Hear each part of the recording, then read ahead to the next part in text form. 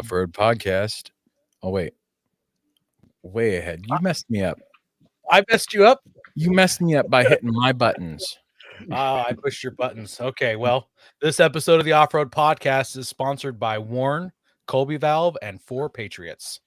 Off-Road Podcast, episode 425. Off-Road Business Association. Tonight, Aaron gains his sea legs, Coy wrecks a raptor, and Ben feels the jokes coming on now. Welcome to the Off-Road Podcast, a podcast about everything off-road. We cover the news, review products, and interview people in the off-road industry. Tonight, your hosts are Aaron, Coy, and my name is Ben. And joining us tonight is Corey from the Off-Road Business Association. So, Coy, I got to know, you wrecked a raptor? Absolutely. My close friends, Losi Bahare RC truck raptor. There it is. There it is. Destroyed it. Saturday, we had a little mandate together. We took his RC car to this little outdoor rate. It's like a mini dirt bike track is kind of what it looks like, but it's 4 RC cars. And they use like 4-inch kind of a gutter pipe around for the edging of the track. Well, one of those had popped up and they kind of overlapped each other and it popped up while I was going down the back straight and then bumped up onto that. So I was riding down it, like straddling it, and just pile drove it dead. I mean, 20 miles an hour to an instant stop against the other. It just folded the grill in on this little, it's like 2 weeks old. It's brand new. Just crushed the front of it. I was like, sorry. Yeah. So after totally messing up his RC truck, worked on the MR2 a bunch, drove that around. G-Wagon stole my hat. I had this hat that I got when I was like 17. It was a sweet Alpenstar hat. I mean, it was sweet when I got it. Now it's just the old guy Alpenstar hat, but I still liked it. It was a fitted hat, and I was wearing that, and I was letting him drive the car, and it's a convertible. And there was a G-Wagon in the slow lane, and I was like, "Ooh, check it out, a G-Wagon!" I kind of stick my head to the side to look at it better. Boom! My hat's gone on I-5. That thing's twice as old as my oldest child, and it's just gone. That's it. Yeah, that's it. So you're gonna have to like tether. You have to put like a tether on your clothes when you drive that car. Apparently, I wasn't gonna wear a hat, but my haircut is it's not real sun friendly as I get older. So I felt like I needed one, but I guess I should have been cool and wore it backwards. Do you need a hat with a chin strap or something? I need one of those like Red Baron hats, like with some goggles, maybe like those World War I fighter plane hats with the ear flaps, something like that. That'd be great. That would be. What about you, Aaron? We've missed you. What have you been up to? It didn't sound like you missed me. You guys had a lot of fun last week without me. I tuned in. I just sat down for a show, like people singing and dancing and like lights and music. And I listened to the podcast for the first half hour before the show started. And you guys seem like you were having a really good time without Mama watching you guys. So yeah, I don't think I didn't check in on you guys while I was gone. So yeah, I went on a cruise last week. I did the Mexican Riviera. Flew down to Southern California and caught the cruise ship, and we hit 3 different ports down there. Huge overlanding trip. That's what I'm all about, is overlanding. So it kind of seems like you avoided the land. Well, technically there's land under the water eventually, like you go deep enough. In places it was like 11,000 feet below me, but it's still there somewhere. So so we traveled 2,000, according to the ship's log, captain's log, we traveled 2,332 nautical miles. So if anybody in the comments wants to do the conversion from nautical miles into American miles, let us know. I got ducked. This is like, once again, I get sick to my stomach when this happens. So yeah, here's a picture. I got ducked while I was on the cruise ship. Apparently they hide ducks all over the cruise ship for people to find. These Jeep guys, they just keep handing these ducks out everywhere. I don't know what it's all about. So Bunch of weirdo Jeep people. The ducks What, are a cruise, weird what thing. cruise line was it that you traveled on? What cruise line? It was Carnival. Yeah. Here's a picture of Cabo San Lucas as we were going past. And then while we we're in port, I got to see some cool little tiny trucks. So here's a Volkswagen Robust. It's a 2-door little pickup truck. Super neat little thing. And then this one is the Dodge Ram Adventure. So this one's like 2-door plus back seat. And both of those, I feel bed like bed. if you have to name the truck what you think it is, it's not that. Like if I'm like, yeah, this truck's so robust that I'm gonna call it probably not robust. And same thing. Not an adventure. Probably not the kind of adventure you're expecting. Yeah. I will gotta say the- though, the adventure go ahead. the adventure reminds me of like the Subaru Baja a little bit. with the plastic cladding. Yeah. It's not really the compliment what- you would expect, but still. Little Pontiac Aztec going on. Yeah. Yep. So what I was gonna say is like if I was in high school, I would totally buy one of these. It seems like it would be an adventure to have this Dodge Ram Adventure. Like you wouldn't really know any different at that age of what a real cool. I mean, unless you grew up in it, you wouldn't know if they really can do a lot of adventuring or not. But you'd think you're cool driving around with a pickup truck car and getting good fuel economy, and chicks probably dig it. Maybe, I don't know. If I had a car that new in high school, like, yeah, I'd be pretty stoked. Like I drove a piece of crap. Like, of course. That's true. That's true. Yeah. A car with under 180,000 miles on it, I'm in. Yeah. Yeah, I suppose. I mean, I would have totally drove on one of those if I was in high school and didn't know any better. That's all I'm saying. How about you, Ben? What have you been up to? So I was getting over strep last week, right? Well, I messed up my Achilles heel. So apparently, Like you coughed so hard you pulled your ankle? yeah, I cough. I didn't cough, but I was sleeping, and I got like a Charlie horse, and I was too tired to wake up, and it pulled my Achilles heel. It was terrible. So apparently, I'm trying to get all the foot and leg injuries in before SEMA. That's Oh my the goodness! goal. You're going to be in a scooter at SEMA. I'm going to be in a scooter at SEMA. That's Ben, goal. I hurt my Achilles heel as well, but that's just because I call you my Achilles heel. Ben is the only person I know that hurts himself while he's sleeping. I just don't know how it happened. It was terrible. I thought I like tripped or something. I'm like trying to look back at what I did, and there's absolutely nothing I did. All I can think of is that Charlie horse, and then it just went nuts.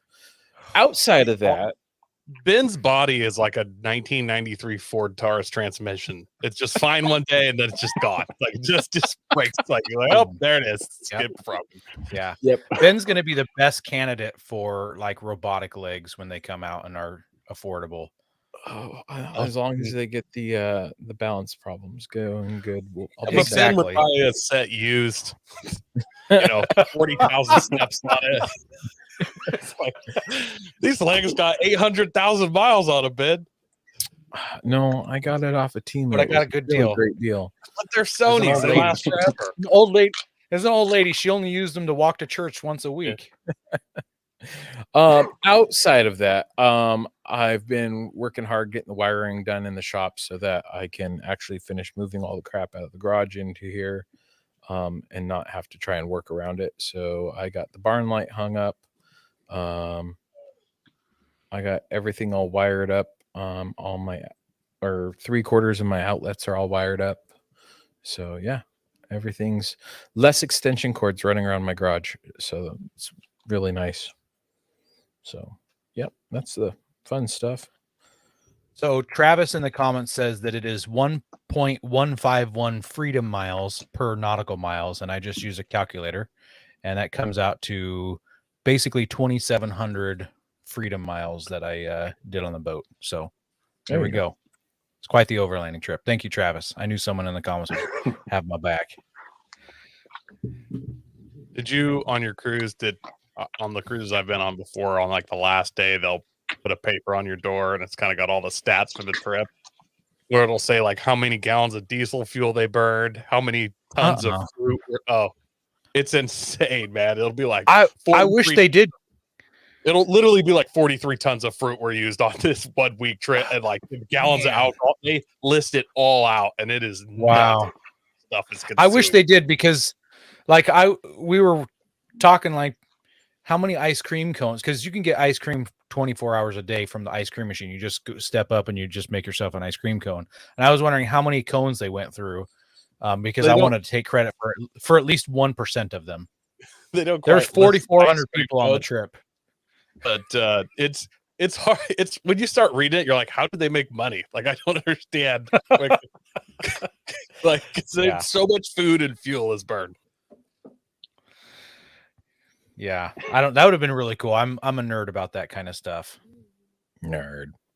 What about you, Corey? You've been up to pretty something interesting, right? I just flew back into Oregon from Southern California. I was down there for the Sand Sports Super Show in Costa Mesa, which is just a massive, massive event. It's my first time there. ORBA's been doing these events for 20 years. And so this is one, the owner of the company of the event, Bonnier, is a huge supporter of what we do. They also own Off-Road Expo, the Jeep Jamborees, quite a few big events. But this one is kind of their biggest event of the year. And I was blown away at how many people were there, at how many vendors they had, at the amount of money was being spent around there. It was a lot of fun. That's so you like you right next to the port that I sailed out of. Oh, really? Right. Nice. Yeah, we sailed out of Long Beach. Okay, yeah, I flew into Santa Ana, and that was right there next to kind of where Costa Mesa, Newport kind of collide. Corey, you live in Oregon then? Yeah, I'm Central Coast area, just south of Oregon's Newport. Oh, nice. Yeah, if you'd have been Coy, if you would have showed up on time for the show tonight, you would have heard that in the pre-talk. But that's okay. I mean, I agree. I had to do some hero stuff at work, so luckily they don't pay me anymore. But exactly. Outside of work stuff, no, I spent my whole day dealing with diesel issues. I've got 2 diesel vehicles, both of which are having issues. So I've had a fun day with that. Yeah. What kind of issues? Straight up, not a good time, bro. Yeah, no. The Eco Diesel Jeep's got a DPF issue going on, and my TDI has the flashy coil light, which in German means do not drive. So that's the closest dealer that can actually get into that computer is Salem or Eugene. So I'm trying to figure out how to get it towed. And the quote I got today was $900 to get it towed to the dealer. Well, you got that diesel Jeep. I mean, it's a diesel. It should be able to tow a really good amount of weight, right? It's diesel. Oh, it can tow. Right? Yeah, I went down and I picked up a U-Haul and I dragged it back to my house, and the dolly was broken. And that was the only one around. So, my goodness. Yeah. So I went back to Plan C. That's small town life for you. Oh, it is. Yeah. I mean, we're a one stoplight town. I love it until I need to do something. And, the closest town where you can do something is, from my perspective, still a small town, and it's 2 hours away. So, yeah. That's a bummer. Closest Home Depot to you is probably about the same as the Jeep dealer or the Volkswagen dealer.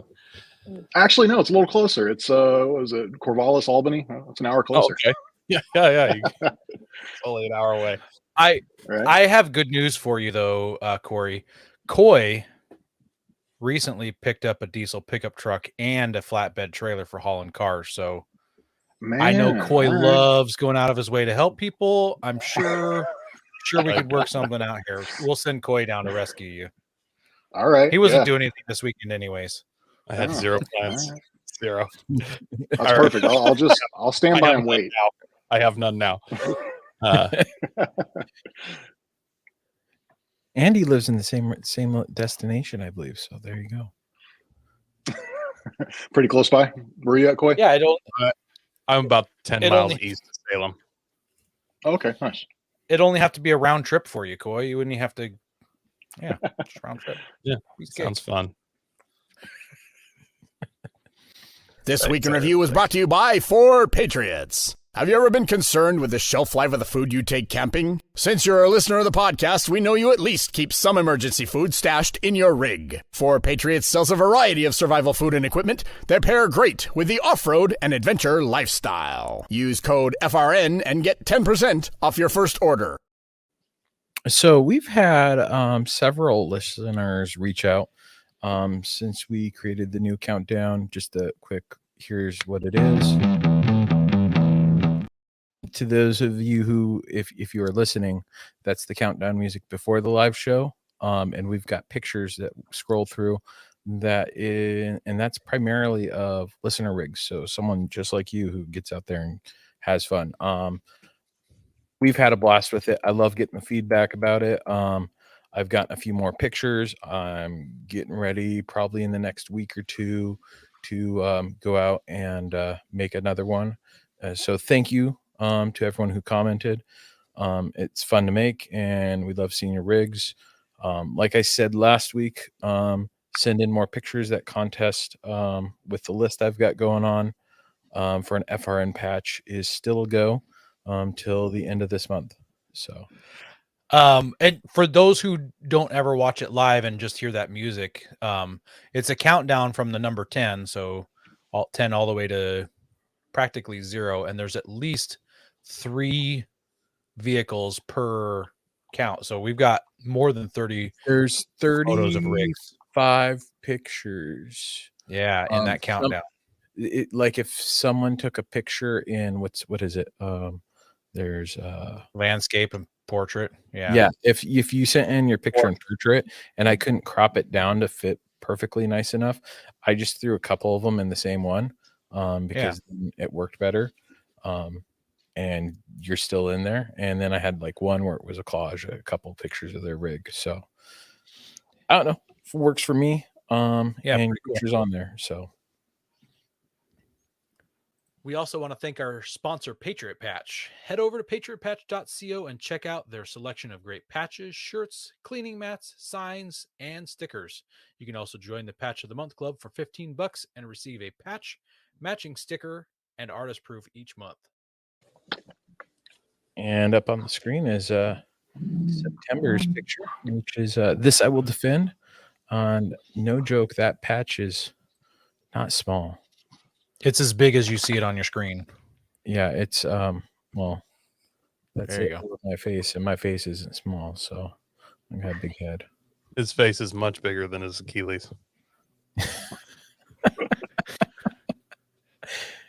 Yes.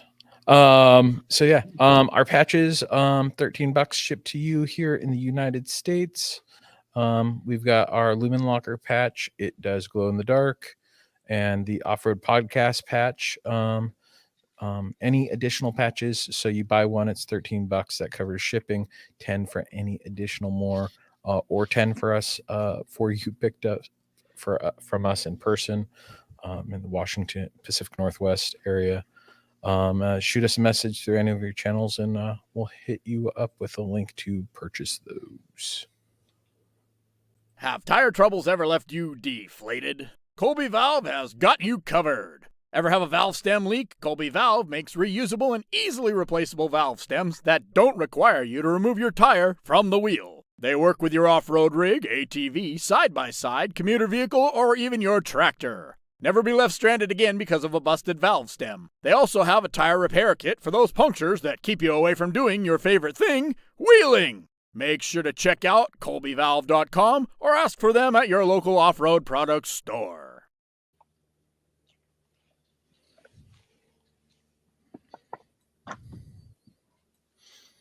All right, guys. Should we jump into the news then? Yeah. Our first article is brought to us by Car and Driver. It's titled 2024 Jeep Gladiator becomes a more advanced adventure truck, because it was the most advanced adventure truck before. The 2024 Gladiator now sports a restyled version of Jeep's trademark 7-slot grille. Along with being visually slimmer, its textured slots are said to help improve engine cooling. With the Jeep discontinuing the optional diesel V6, That leaves the 285 horsepower V6s alone power plant, at least for now, as the Gladiator is destined to get the brand's 4xe plug-in hybrid powertrain at some point. The Gladiator's other exterior changes aren't as noticeable, but they'll likely be appreciated. For instance, the antenna is now built into the windshield, unlike the old one that could get caught on branches out on the trail or get damaged in hands-free car washes. I feel like Hold up. hands-free just wouldn't damage it. It would be the Yeah. you know. Also, I thought like I'm I thought they're always called seeing broken templates. Jeep. I'm seeing broken Jeep windshields all the time. So like that sounds like you just made your windshield more costly to repair because it's got an antenna in it. Well, you got to upgrade to that Gorilla Glass one.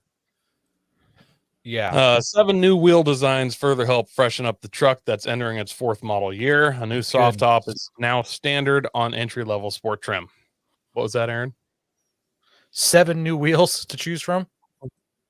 7 new wheel designs. Yeah, because One for every day of the week. Yeah, the thing that people immediately replace with aftermarket, they need lots of options for. The number one thing you just, yeah. Jeep has revived the Gladiator's dashboard too. Not only does it have narrow horizontal vents above the HVAC controls, but there are new soft touch materials on the instrument panel. We all know Jeep loves Easter eggs, and the Gladiator adds to them with markings on all 4 corners that represent the 4 cardinal points on a compass. On the top of the dash is a bracket for mounting accessories, a feature already found on the Ford Bronco, in quotes. And the Mojave trim level also gets a new steering wheel with thumb contours, and the seats have more bolstering. The 2024 Gladiator is also available in 3 upfit packages from American Expedition Vehicles, AV. The Upcountry, the Upcountry Plus, the Upcountry and the Upcountry Plus include a 2-inch suspension lift and 35-inch BF Goodwrench all-terrain TA KO2 tires. And while both setups have unique wheels and fender flares, the Plus package gets a beefy front bumper and a non-winch cover plate. And I bet AEV has 3 more wheel options. No, at least one more. Yeah. Well, I guess they got to keep it fresh, especially with more competition and things like that. I haven't heard anything in a long time, but there was speculation that Ford was going to do a Bronco pickup truck to compete. Super curious if that really does happen.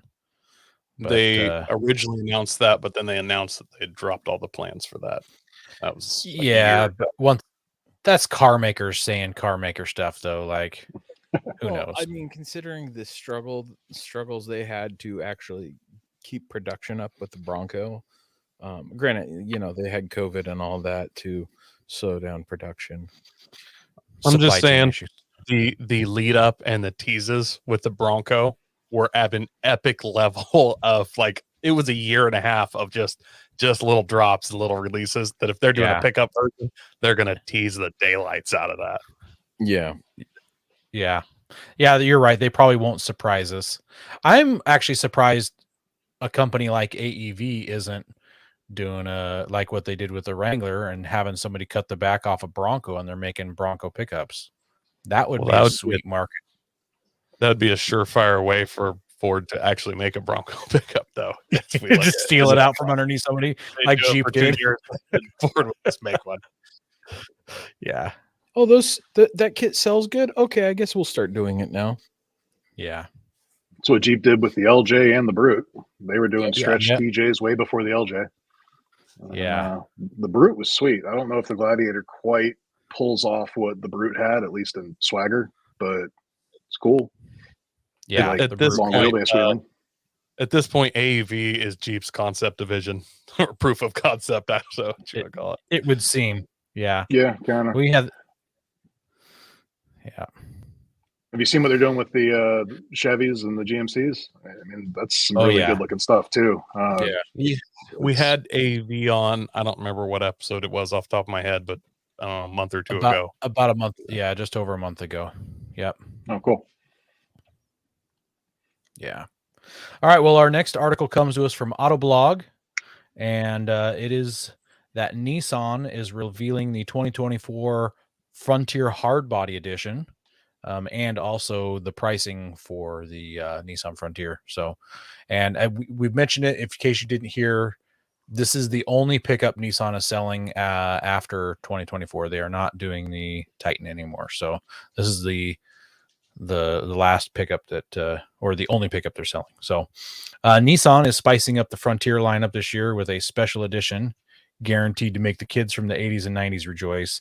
The storied hardbody name returns to the trucks line, bringing retro style, if not much else. The automaker also announced pricing for the whole 2024 Frontier line, which was in the article, but I'm not going to read off a whole bunch of pricing numbers because nobody really cares.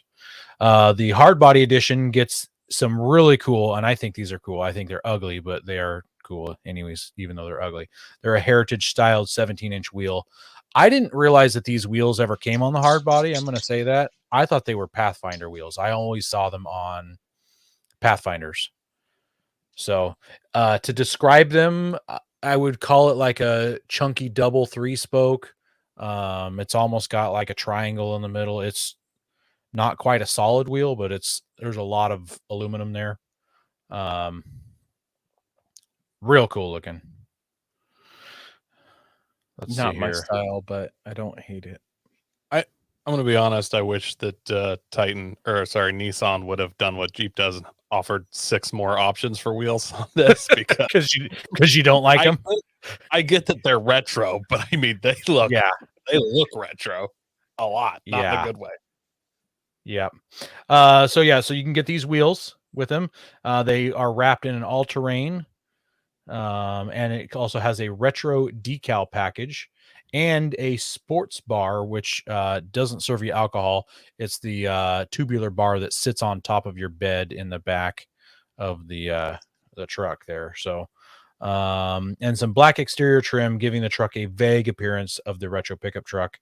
It's available on the SV Crew Cab 4x4 trim, and that package adds almost $3,900, which seems like a whole lot of money for some wheels, some blacked out stuff, and a bar. Wheels. Yeah. Hey, Aaron, since you're the resident Nissan guy, like, are you stoked about this? Is this awesome? I love the idea of this. I like the blackout bumpers front and rear. So keep it on this tailgate picture for a minute. That 2 black decal stripes on, I'm pretty sure those are stickers, not painted. It makes it look like a Ford Raptor on the back. I don't like that shape. If they just deleted the bottom thicker line, I think that upper single line would do the trick. You don't need both of those lines in there. I think that single upper line with the Nissan cut into it, I think that looks sharp. I think it looks good. My only problem, and like, I want to like the idea that they're doing like a hard body retro, but my problem is if you didn't tell me this was a retro hard body, I would have no idea. Like, there's nothing. You would think that this is like a base model because it's come with blacked out trim instead of chrome. They seem like they're trying too hard. It's the black package or the what's the nightshade. Well, they used to do they used to do a midnight package where the whole truck would be all blacked out. Also, you can see the hard body in the back of this picture's got a little bit of a brush guard on it. This truck really should have come with a brush guard. I think it would have completed the look with a brush guard on it. Yeah. And I hate this bed bar thing. It's super weird looking. I don't feel like it has any utility. In fact, it robs utility of it. I don't know. So it's just kind of weird. I saw an article recently where it talked about sports bars making a comeback. Yeah. And I kind of laughed at it. And then I've seen like a handful of rigs where they've done some light pods or a light bar mounted to it. And I'm like, oh, there you go. There's your reason for wanting one. You could just put a rack on there instead. Yeah, you could put some lights on there and give it a good retro look if you put some of those Casey highlighters back there. I think that look kind of sweet, but it feels like it's the wrong shape too. it feels like it's too modern when you compare it to the older style of those. Well, in looking at the hard body that they have in the picture, it looks like that's more of a headache rack instead of a sports bar. I don't remember hard bodies coming with any kind of show bar or anything ever, but maybe they did. Yeah, I don't know. I I don't know. Eric's And the last thing, they had a warehouse full of those wheels from back in the day still, and they just need to get rid of them. yeah, the last thing is those hard bodies and the Pathfinders from back then. They had those 3 horizontal slats in the very front of the hood, the nose of the hood. If they could have incorporated those somehow, I think that would have offset it a little bit too. I think that would have given it some neat flair somehow. I'm not sure how they could have done it. I'm not an artist. So I don't know, but I'm glad Nissan's doing something, because they're going to have some tough competition, because Ford is coming out with a brand new Ranger. Thank you. Ranger Ranger's Raptor coming out, and the Raptor's coming along this time for sure. Chevy just came out with the new Colorado and the GMC Canyon. Toyota is launching their 4th gen Tacoma. Things are getting hot out there. I know that the Nissan Frontier was just refreshed. I mean, technically new, but to me, it's more of a refresh. Everything's the same underneath. But Nissan's gonna have to step it up. They're gonna need to do more than this hard body edition to stay relevant. Otherwise, they're gonna stop selling Frontiers and start selling more electric bicycles. It's funny is they've got a decent following overseas, and they know what to do to make it happen. Lockers, more clearance, the ability to fit bigger wheels. It's like, you guys can do it. And instead it's like, let's do an appearance package. That'll work. Mm-hmm. That'll sell lots of them. Yeah. Just sell donk. I think those packages should be reserved for when you're really selling good. Like when you're making lots and lots of sales, then you can make those special edition appearance packages. So to make you stand out. Yeah. Anyways, that's the news. Go prepared with Warren Industries. They produced the first recreational winch in 1959 and lead the industry with their dedication to quality and reliability. When you dig yourself in deep, make sure you have the right tools to get yourself out. Get Warren equipped and go where others can't. Now, let's get ready for adventure and head into our main topic.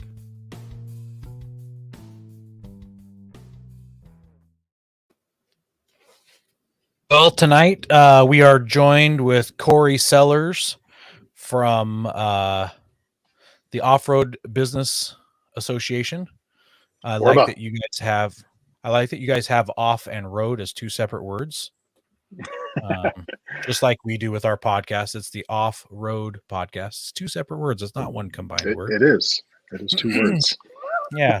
So thanks for joining us tonight. Like we do for all of our guests, we like to go through and learn a little bit about you, have our listeners learn a little bit about you before we get down to talking shop. And we've definitely got some shop to talk. So I'm going to do the fast five facts. So try to answer these with as few as words as it takes until we get to the very last one.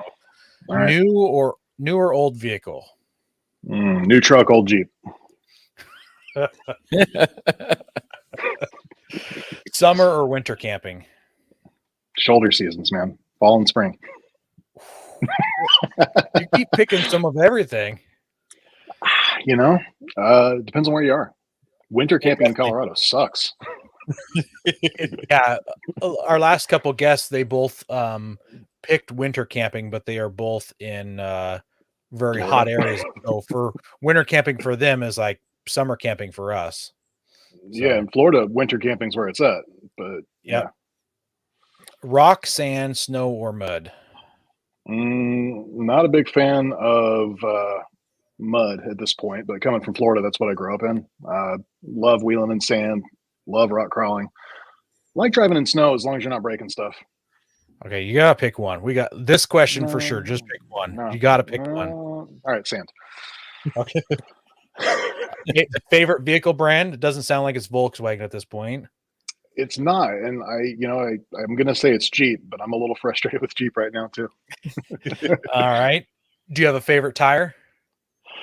Lately I've been running Maxxis Razors. I've been really, really happy with those. I've run a few sets of the MTs and most recently running the AT under my Power Wagon and love them. They're killer in the snow.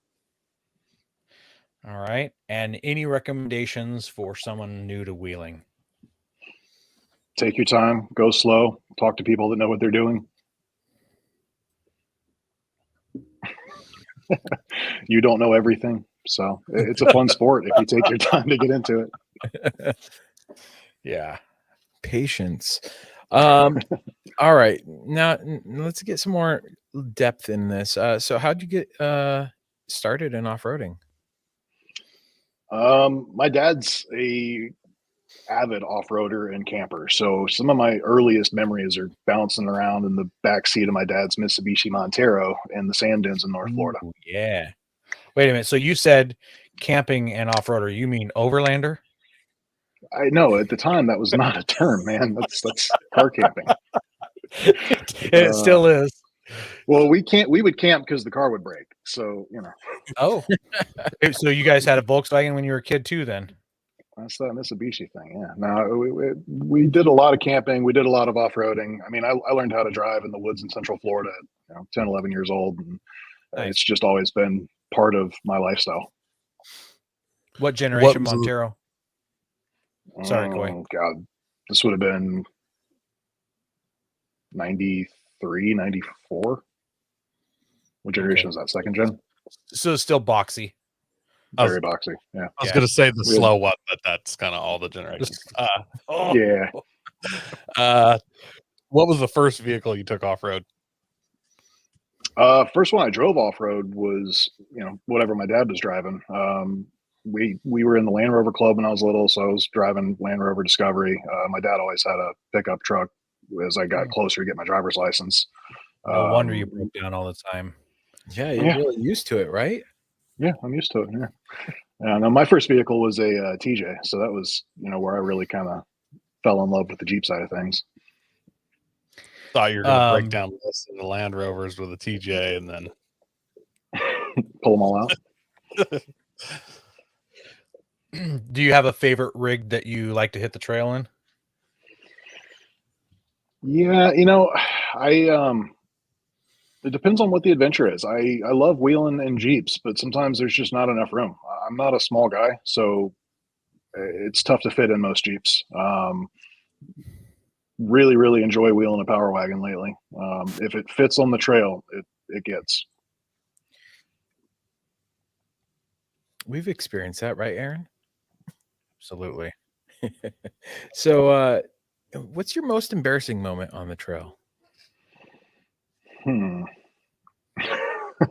I tried to follow the guys from Rebel Off Road in my unlocked JK Sport on 35s with a manual one time through Moab. They were nice about it, but it took some very skilled driving, and I almost burned my clutch up trying to keep up with them. But it was fun. what trail was it? We did Fins and Things, and then we did some other like Rocker Knocker and Metal Masher, and they were helping me take the bypasses. Yeah, serious trail. Yeah. Not for an unlocked JK on 35s. You rip your spare tire off? I didn't have a spare tire. I was scared to death. Yeah, no damage on the no damage though. But yeah, we made it through. Oh, nice. It was just nerve-wracking the whole time. Well, you've told us your it was- most embarrassing moment. What's your biggest win? That hero moment, There's been a few times where we've just happened to come up in a really remote trail, and somebody had just broken, and we had the right stuff to help. Usually XJs, but when you pull the steering linkage back together with a come along kind of thing and drag them off the trail, and then they buy you beer. Nice. I would figure it being an XJ, they'd have like a case of Coors in the back already ready to go. I think they had already gotten through them by the time we got there. Probably. It Drink was all for the Natty sure, Light ahead of time. sure empty. Yeah. The hood was propped up with beer cans. So They broke a drive shaft, and so they welded some beer cans together to try to make a new one.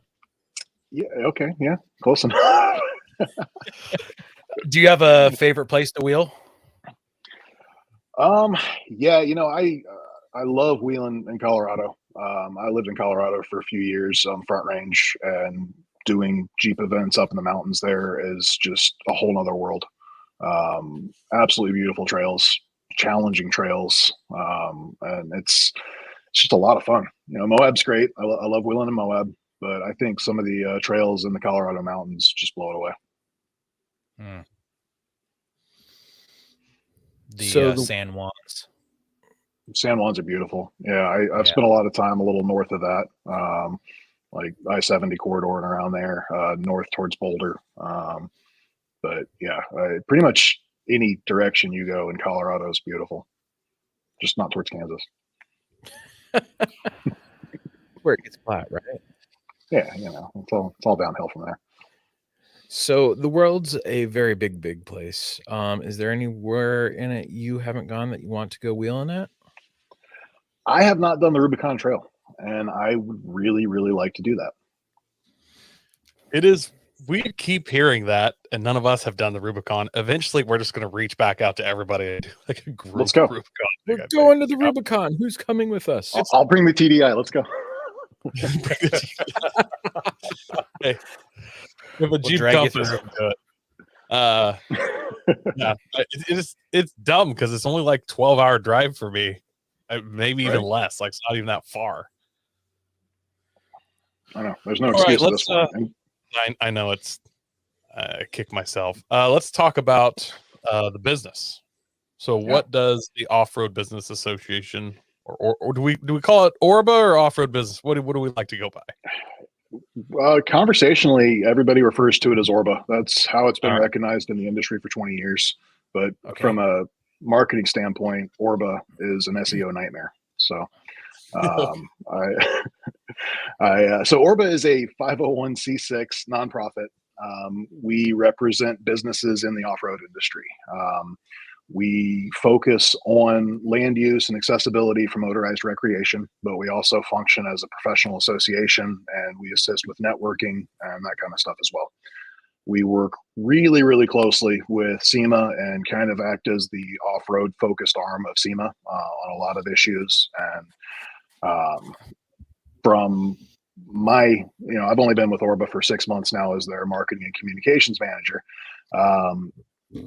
I think what they do is really, really important for the industry, and it's kind of an untold story. As you guys have said in our previous conversations, it's somewhat unknown what ORBA does for the industry.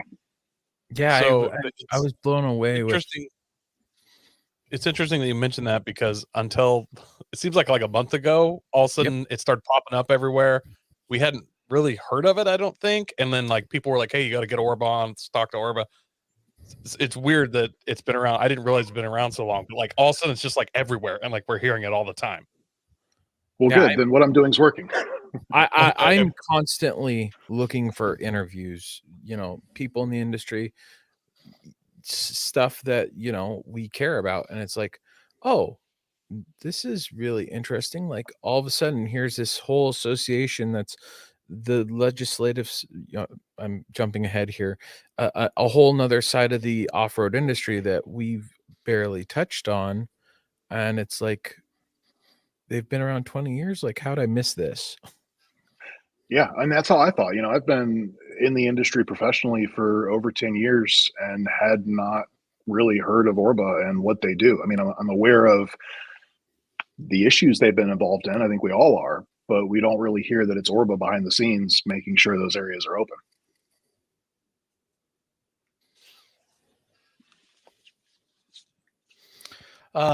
So can you tell us who ORBA fights for? We've got land use stuff, but there's a lot of people that use land. So Yeah, I mean, from a higher elevation view, it's motorized recreation as a whole. Okay. Getting more specific, we represent our members, which are manufacturers, dealers, local clubs, installers, you know, any business that derives the majority of its income through off-road specific products. And as a 501c6, we have a duty to our membership. So it's membership, these businesses, their funding is what allows us to do what we do.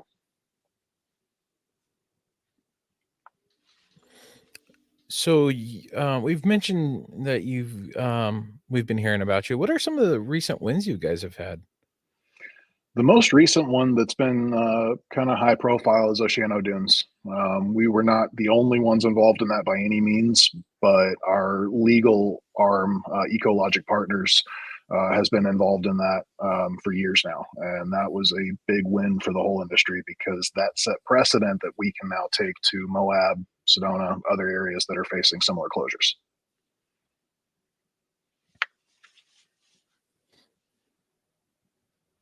What would you say is actually your biggest win land use wise, or I mean just ORBA business wise? I guess kind of what's your biggest win so far?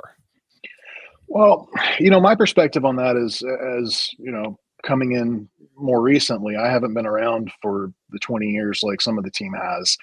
ORBA was very heavily involved in the land use agreement for Johnson Valley. And from my perspective, Oh, being a KOH fan, that agreement is a big deal for me because that's how we have access to Johnson Valley, and the shared use with the military agreement is something that ORBA helped bring to fruition.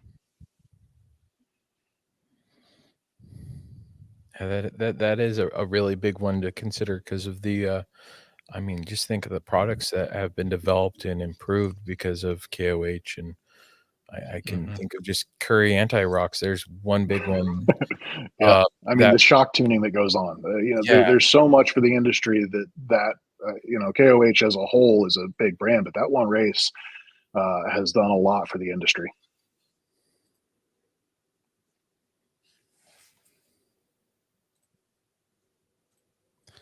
Any Are there Sorry, I was muted for a second there.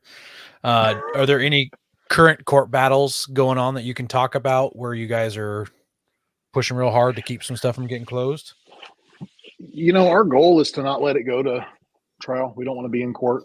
Our goal is to write comments and show precedent so that we can figure things out outside of court. From our perspective, if it has to go to court and get tied up in legal drama, then we're not doing our job. Hmm. I guess the two part that are there any it doesn't not necessarily a court battle, but any battles land use wise you guys are kind of fighting right now that you'd like to share or talk about? Yeah, there's a handful of things going on, and a lot of it's related to like side by sides on the road. You know, local towns are pushing hard against that, even though they're legal in these areas. We don't specifically endorse off road vehicles that aren't meant to be on the road, driving on the road, but sometimes there's a lot of business derived from like tours, that kind of stuff around Sedona. You know, these tour companies rely on the renter being able to drive the side by side to the trail. And as soon as you take away that ability, it kind of takes away their ability to make money. So we've been working with groups like Tread Lightly on a handful of issues to try and find a middle ground where everybody can agree that this is productive and safe and it's not going to drive the local homeowners crazy. So it's, you know, We got a question here in the comments. Eric says, yeah. "What is currently in danger other than not treading lightly and leaving garbage? What's the cause of putting trails and areas in danger?"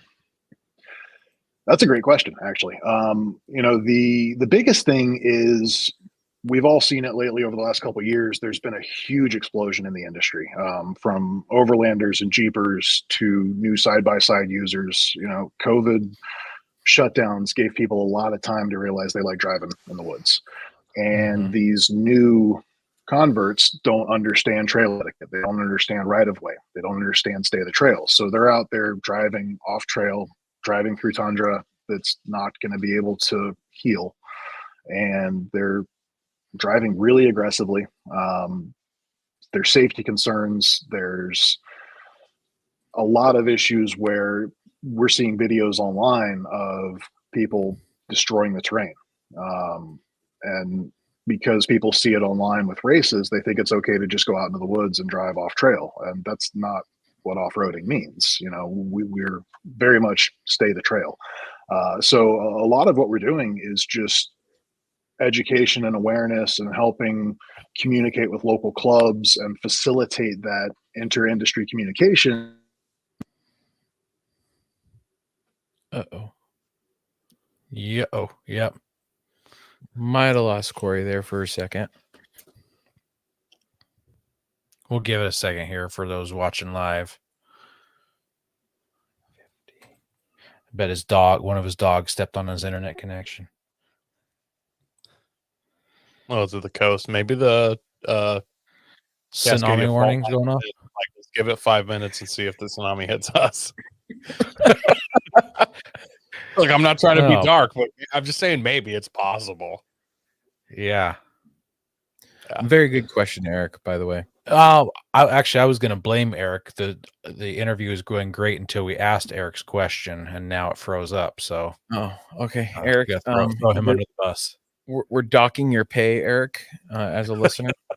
As a listener, yeah. Oh and boy. Then, if there's Corey, he's back.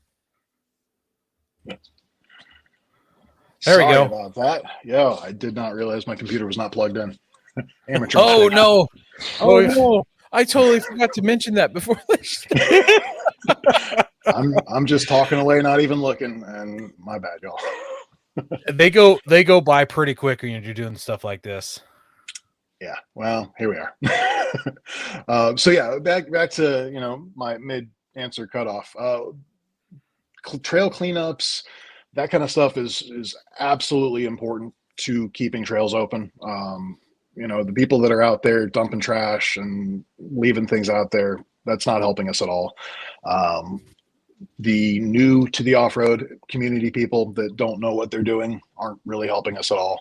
But there's another side of that too, where we have a lot of groups that are foot traffic only, that are pushing to exclude motorized recreation from public trails. And that's where the land use side of our legal efforts comes in. And we work with state and federal legislators to make sure that motorized recreation is part of the conversation. That's always nice to hear, because I'm trying to think. One of the legislative groups, I want to say some company was supporting them, and it's like, oh, that's one of the ones that avoids 4x4 trails and tries to get those closed, and it's like, okay, there's a bunch of those. Yeah, and it's tough to navigate. And they're supposed to be I think it's called. I thought it was like the Sierra Club or something like that. There we go. Sierra Club is, that's who I was thinking big of. on land use, but they don't want. They don't want us driving out there. Yeah. They don't, yep. We've talked about wins. There are losses though. Every now and then we see a major trail, or something cool like in Moab closed down. Is there something that you guys have learned from those to kind of help the fight? I think a lot of that experience is why our efforts now are focused on getting involved early, writing comments, providing examples of precedent in other areas, to kind of streamline the conversations early. You've got land developers buying up areas outside hurricane, that you've got things going on where it might not be anything to do with lawmakers or even some of these anti-motorized traffic groups. It might just be somebody wants to develop the land. And so we just try and be aware of what's going on so that we can get involved if it's something that fits within our wheelhouse. What goals do you set to help the off-road industry and community? Well, no trails, no sales. That's a good line. I like that. That is yeah, that's slick.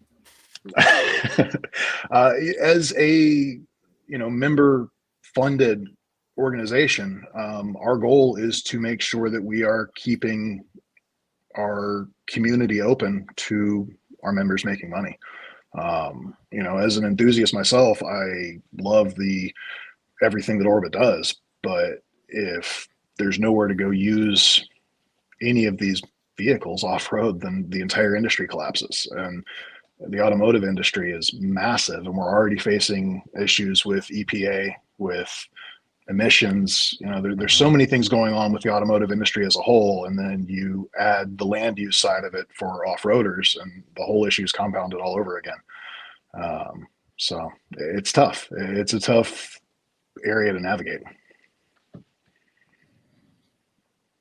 You've talked about some other people in the industry. Or do you work with some of these other organizations, like the Blue Ribbon Coalition and anybody else like that? Tread Lightly.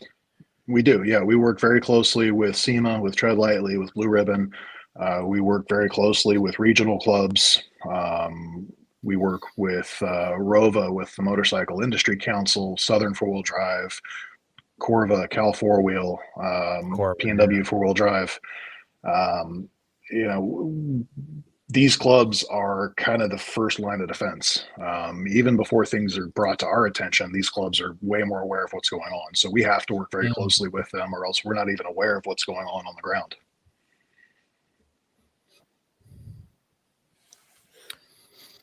So, talking about things on the ground, the things that ruin the ground, why do side-by-sides ruin everything? I think that goes back to the explosion that we've seen in the industry. Side-by-sides create a very easy way for an unskilled driver to get off road and get into tough situations where they don't know how to handle themselves. And sometimes they don't even know enough about what they're doing to know that they're not handling themselves properly. And I think that goes in the Jeep world too. We've seen a lot of that with the explosion on the overlanding scene and with rock crawlers. And, people see rock bouncers in the Carolinas tearing everything up and driving over trees. And then they go out on their local trail and try and do that. And there's a difference between how you drive on a closed race course and how you drive on a public trail. And I think what we can really do, whether it's side-by-sides destroying everything or Jeepers that don't really know what they're doing, or whichever aspect of it you're experiencing, I think the biggest thing is we can help educate and bring awareness to these issues. Not confrontationally by any means, but if you've got experience as a wheeler and you understand that there is a trail etiquette, there is an expectation of you to stay the trail, to tread lightly. All we can do is to kind of help bring people into the fold and explain this to them in a way that they understand. And side-by-sides, because of how easy it is to get into, I think we see so much of it. People are able to go buy one and they just drop it off and slam the throttle down. And that's not good for any of us. Yeah, they are incredibly capable and so easy to drive. They are 200 horsepower in something that weighs, not much more than a Harley. And, you can carry a cooler of beer in the back of it. That's a bad recipe sometimes. Yeah, it's a mini KOH truck that I can go finance with 0 down and just do whatever I want. Exactly. It's like buying a fully built rig, and it's like, oh, I have all this stuff that's going to get me farther into the trail, and I'm going to get stuck and not know what to do with it all. And it's just, man, they're so capable. It's scary. Well, and that's, one of the programs that we have right now. It's called UTV Impact, and it's a kind of a peer-driven, industry-supported awareness program. It's not rider training. It's not necessarily safety training. It's just kind of helping to communicate to new riders that there is an expectation of you to not drive with excessive speed, to not trash the areas you're driving in, to be respectful with your noise levels. Things like that. It's getting a good response in the industry. We've got support from some big manufacturers, some big companies that really appreciate this level of awareness that we're trying to help kind of spread. Yeah, I've even seen that it's not just a trash side by side, people. I'm sure I'll own one someday. I'd like to get one soon. Actually, they're amazing. But like, even I know some big like dune quad guys, and like it seems like everybody who doesn't have a side by side has this opinion of side by side guys. It's all about the same, So it's like there's definitely some issues there that I'd love to see more education in. So jumping to our next question, what should I do if I see a trailer or an area that is in danger of being closed? Like, how can I help, basically?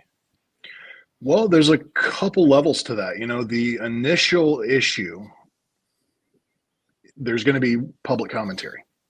And so helping spread awareness of this public commentary period for within the local clubs, within your local wheeling groups, they usually will give the public an opportunity to come in and say, hey, we use this, we bring our families out here, we recreate here. This is integral to our lifestyle. We need this area.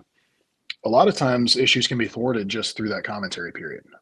If it's a Forest Service dealing with a private landowner that wants to close things off and enough people speak up, you can avoid the issue entirely. If it goes beyond that, then the next level would be your local club, and getting the local club involved, and the local club will then have recourse to bring in a group like ORBA or Blue Ribbon or somebody like that has some legal heft behind them to help communicate the club's perspective and the club's point of view, and hopefully work through the issue before it goes to legal.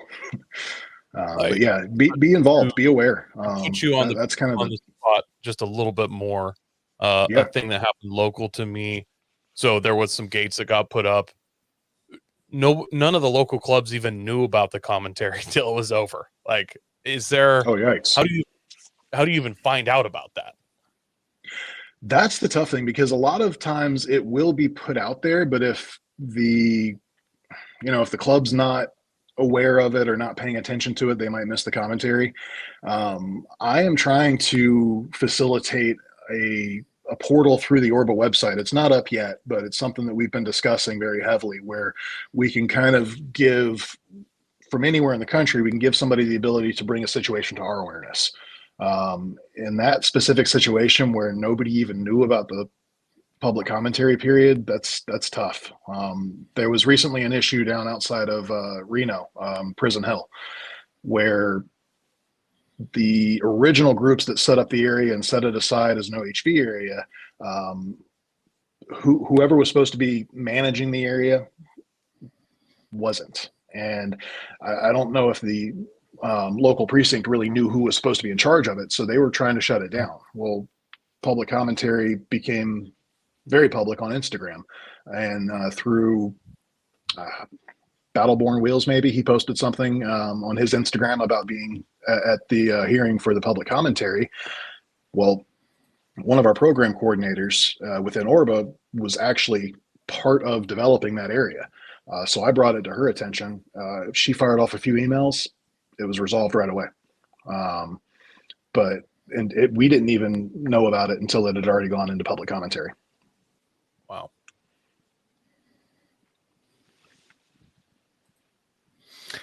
Do you guys just do legal stuff, or do you also do like head up trail repairs and cleanup events?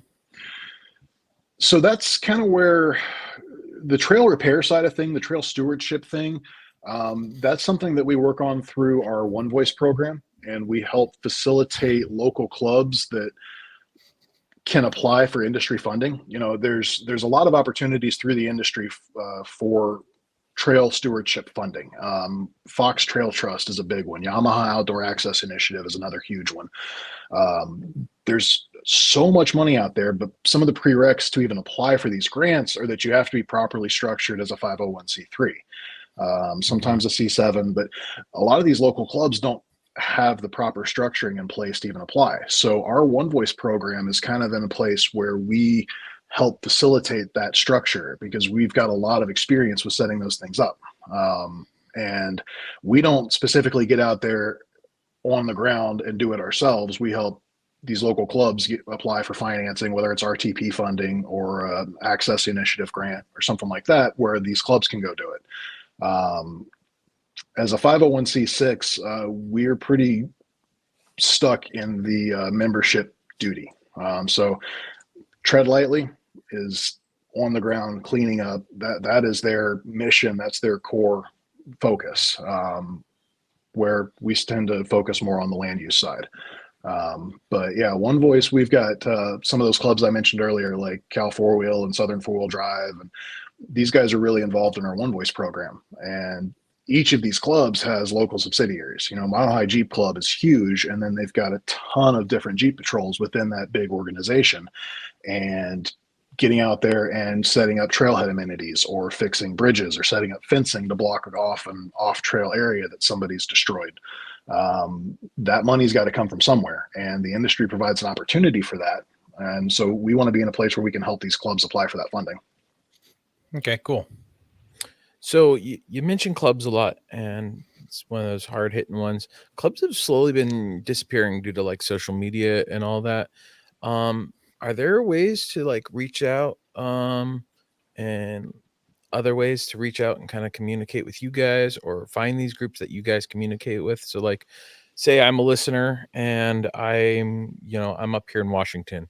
Is there a way to find out what clubs are out there that are a part of ORBA or no, and communicate so that maybe I want to join that one and know that they're out there advocating for the trails? Because like, not a club that's supposed to be responsible for an area and it gets closed down because it's dissolved, it'd be kind of nice to know, hey, what areas are being watched out for?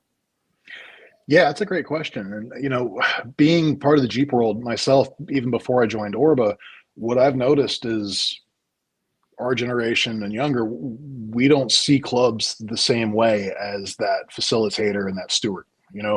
We kind of look at wheeling groups. We go out, want to run a trail with our buddies, but we don't want to go to a boring Jeep club meeting. But it's that Jeep club meeting that is what, they're the ones that are actually doing things and keeping the trail open. So as far as a resource for finding out what's in your area, I'd start at the region. If we're up here in the Northwest, it is PNW Four Wheel Drive Association. And then they've got smaller regional groups within Washington, Oregon. You can go to their website. You can find out what your local club is and where they meet and when they meet. You can reach out to those local directors. Same thing down south, Southern Four Wheel Drive. Colorado, you've got Mile High Jeep Club. You've got resources around there, and the Google machine will kind of point you in the right direction. All of these clubs at a high perspective are doing what needs to be done, but they need member support. And if they don't have the next generation of wheelers joining, paying member dues, showing up for meetings, being a part of it, then they can't do what they need to do. Sounds like All we right. need to want people to join some clubs. Participate. Where can I go to find help advocating for trails? So I got a trail around me. I like to advocate for it. How do I start? Well, locally, grassroots, communicate with your local wheeling group. If you're out there on the trail and you need to clean something up. Don't wait for Tread Lightly or somebody else to come out and do it. Just pack it in, pack it out, bring a trash bag, clean some stuff up yourself.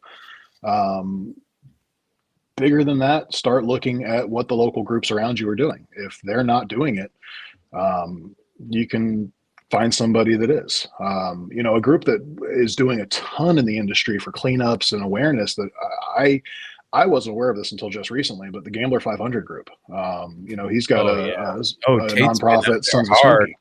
Yeah, I had no idea. Yeah. But what Tate's doing, and they're out there, they're doing it. I love seeing that.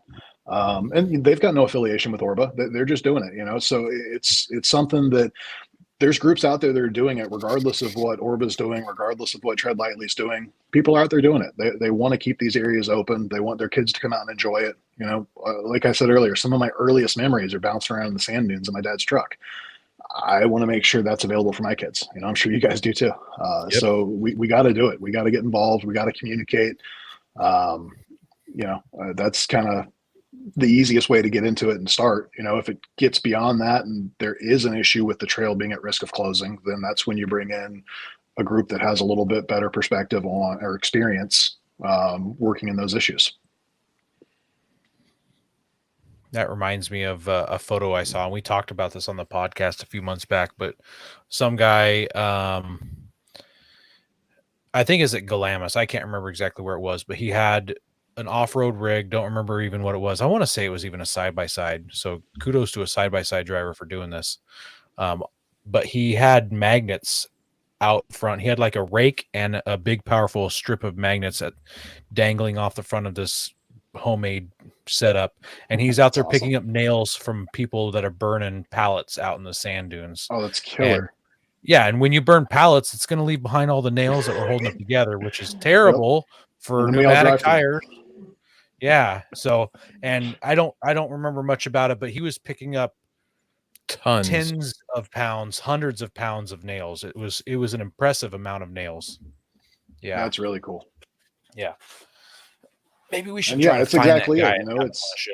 But yeah, it's just a guy initiative. doing it. Mm-hmm. Yeah.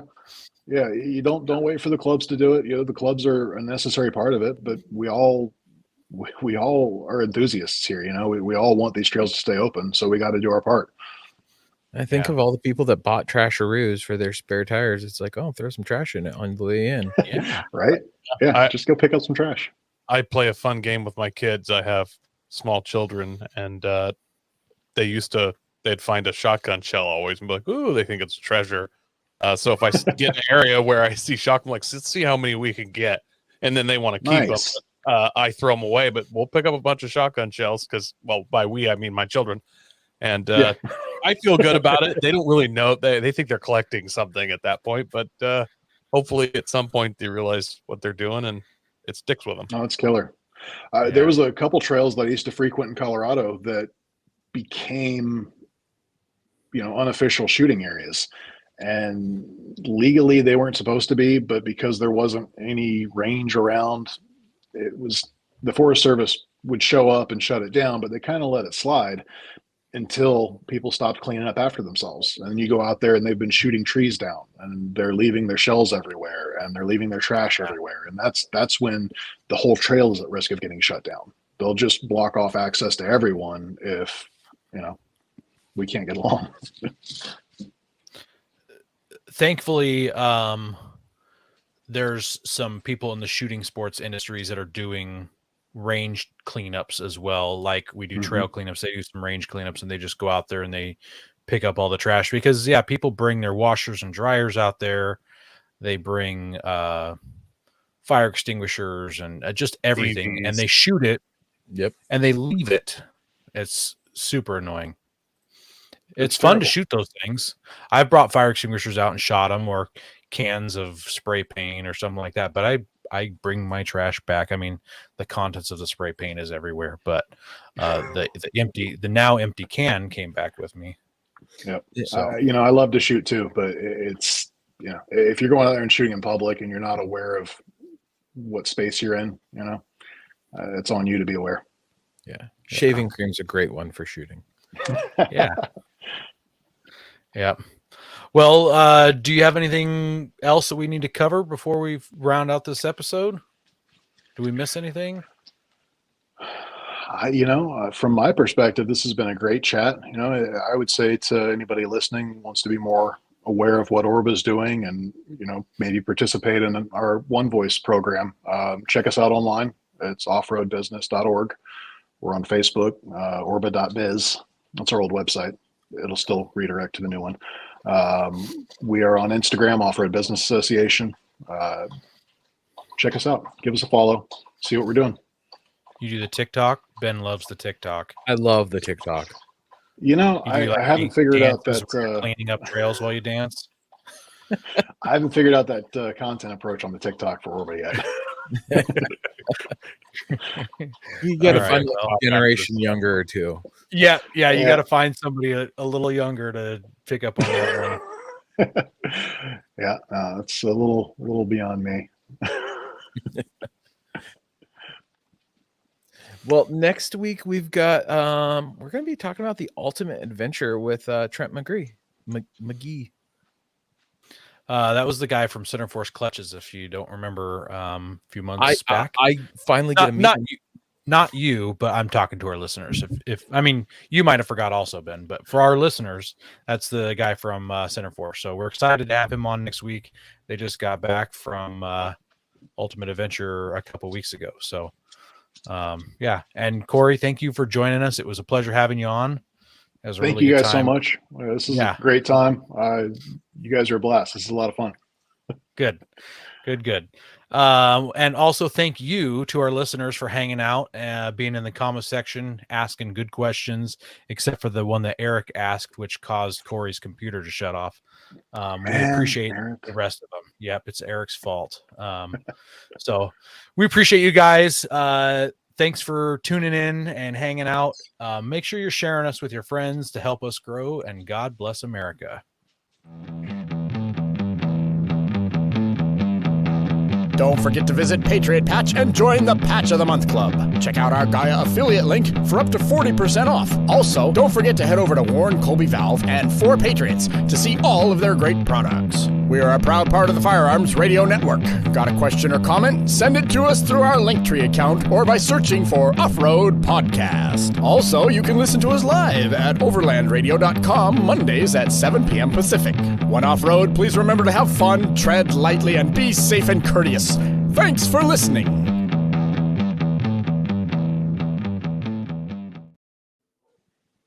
Damn it, Eric, breaking the internet. Yeah, other than my computer dying, that was fun.